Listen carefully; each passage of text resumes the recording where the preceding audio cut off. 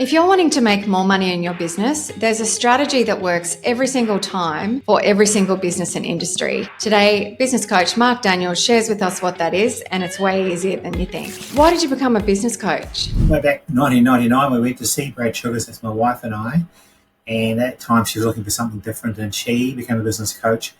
And new product, some of the first in the country. It took a little while to get going, so I got the information that she got from training and spent a lot of time. I used to jog in those days. There were cassettes, for anyone that knows what a cassette is. And I listened to the whole 10 days initial training, hours and hours, dozens of hours of training. And I thought, okay, I could help her with the selling side of things. And we seemed to nail that in about a year, 6 months or a year, of getting clients. And then I thought, well, she's got a ton of clients now. We know how to get clients and how to give, more importantly, how to give business owners benefit for their investment and see changes. So it seemed like a natural extension for me to go and do the Action Coach training, and which I did and never really looked back. Best decision ever. And business owners have lots of different challenges. What's the one thing that you find that they're often struggling with that they come to you for? Well, I'm going to cheat and say two. The first one, which I won't go into a little detail, everybody listening to this that owns a business will roll their eyes, team. It's like getting good team and getting them to do what you want. And that's something we cover in the coaching, obviously. I mean, even if you've got one team member. But I think I wrote a book a couple of years ago, A Year in Profit. And the first chapter I put in it, which is the most important, and if people only ever read one of the 52 chapters, it's the one called Working on Your Business. So the biggest issue people have, I believe, is not stopping long enough to work on their business. So and what we mean by that is not selling another hour of panel beating, not selling another hour of dentistry, but actually stopping long enough to do something that looks at the business so that it doesn't consume them. So hence that being the first chapter in my book, the first thing I get people to do is set aside some time a week, 3 to 4 hours. That seems like a lot, to do high-value tasks that only the business owner can do. And the second chapter in my book, which is from the third one, is to set some SMART goals, which is what we do as coaches with them, and obviously hold them accountable going forward to those SMART goals. Simple, but not easy. Those three things. Team, which we cover off as we go, which is almost an issue, but really then working on their business and setting some goals so they know some milestones to look for as we walk through with them on their business. What are the key things that you recommend? So for business owners out there listening, where should they start? So what I do is what we call an alignment, where I'll look, funny word, but aligning what they say they want, and then putting together a step-by-step plan, and that's 3 to 4 hours a week. Would be maybe a little bit of reading, and for men who often don't like to read, hey, great, there's downloads and CDs and podcast things to listen to. So getting educated and working a plan of 3 tasks a week. And when we say on, so in is the hour of dentistry, on is sitting back and seeing whether the pricing is correct, whether what our conversion rate from lead, how we're generating our marketing, whether the radio advertising you're paying for is working, or whether that marketing money could be better spent. And I've got hundreds of examples in my mind of where people slowing down enough to just think and work on that business for an hour a day, half an hour a day and a couple of hours in the weekend, allow them to find tremendous leverage in their lives and their business, through their business, because business should be about giving people more life and not a slave to that entity. So team, you talked about teams. Most business owners, often have a challenge with team. Why is that? Humans are fallible humans, and even more fallible business owners. So do we have a system as business owners to get team, or do we get your aunties, cousins, uncle, someone that just need a little job?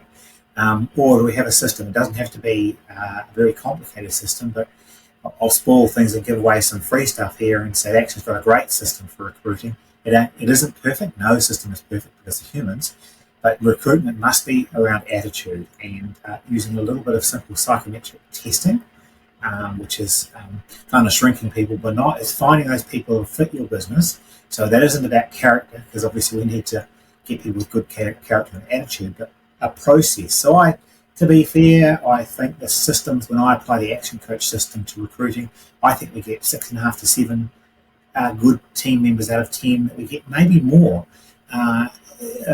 Without using the action system, it could be as low as 4 out of 10. So it could potentially double the ability to get good team members, and then what to do going forward if they're not 100% with their skill, but as long as they've got good attitude, we can work with that. So it's getting that system in place and stopping long enough to make sure those team members know what they're supposed to be doing. And I've got a saying, everyone craves leadership. And so as a business owner, how do we learn to be a leader if we're just being a manager? And what if we're a quiet person? How do we do that? And so that's part of the coaching spell, coaching owner to be a real leader. What happens, often is that businesses might go straight to, say, systems, but they haven't actually worked on financial mastery as an example. Why is it so important to follow the building blocks? Yeah, I've got a great little metaphor. Snakes and ladders, you play that as a kid. You can't, if you go up that ladder too quickly over the 6 steps, if you jump a couple of rungs from the mastering those basics, making sure that we've got money going out, making sure that we know what our value proposition is, if we jump up to systemization, we'll come down the snake very quickly because we can't, it's not logical to jump from step 1 to step 4. And having said that, it's not actually like we're just working on step 1. So we might write some systems, but we need to know we've got more money coming in than going out. We absolutely need to understand that. We need to be able to find that time we talked about earlier. And if I can slip in a little tip, there's a great little time book, Eat That Frog. That's one of the things that I need everybody to read or download. You can download free from Spotify now, the Eat the Frog book. A couple of hours of listening to try and get people's time back, and so on. So getting those basics right, if we don't get the basics right, we'll get found out and have to go back to them. What's the best piece of business advice that you've ever received? I think it's to have an expansive vision.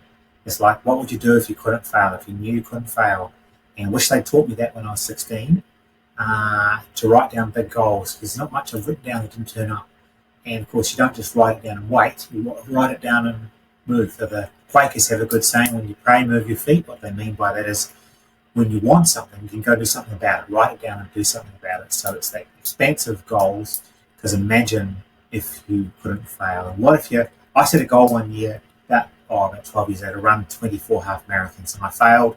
I only ran 20, but I haven't run 20 since. So set big goals and see where it takes you. Hats off to you for committing to your learning by listening to this podcast. And if you'd like some help implementing some of these strategies, then click the link in the description to find your local action coach. They can help you put these strategies into action and take your business and your life to the next level. In the meantime, like and subscribe so that you're the first to get our next episode. We'll see you soon.